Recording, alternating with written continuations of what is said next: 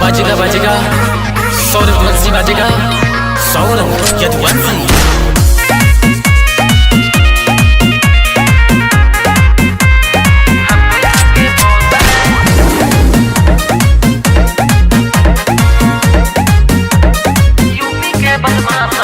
काला शर्ट काला सूट काला चश्मा काली कार, आगे पीछे बॉडीगार्ड संगे इलीगल हथियार।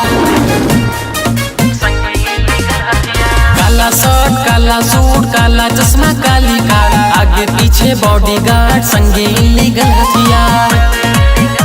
ना डरे ना डराए ना किसी से घबराए, सीना तान के चले जलने वालों को जलाए। बड़ लोगों से चलती यारी हम सरकार के खास हैं, हम तो यहाँ के बॉस हैं, यूपी के बदमाश हैं। हम जो नहीं है मास हैं, यूपी के बदमाश हैं, हम तो यहाँ के बॉस हैं, यूपी के बदमाश हैं।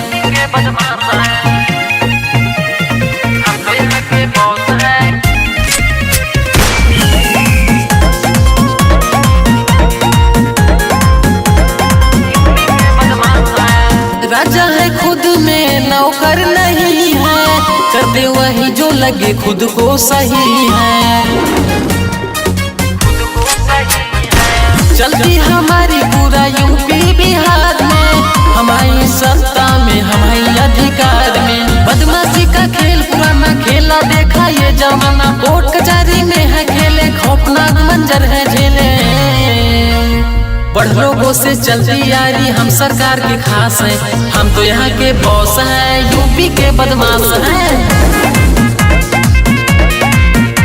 कमजोर नहीं है मास है, यूपी के बदमाश हैं, हम तो यहाँ के बॉस हैं, यूपी के बदमाश हैं।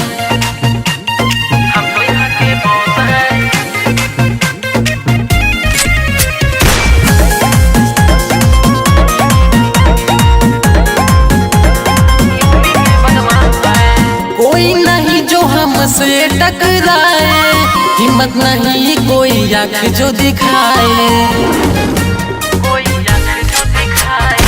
खुद ही है कल महाकाल के दीवाने, उनके सिवा हम किसी को न माने।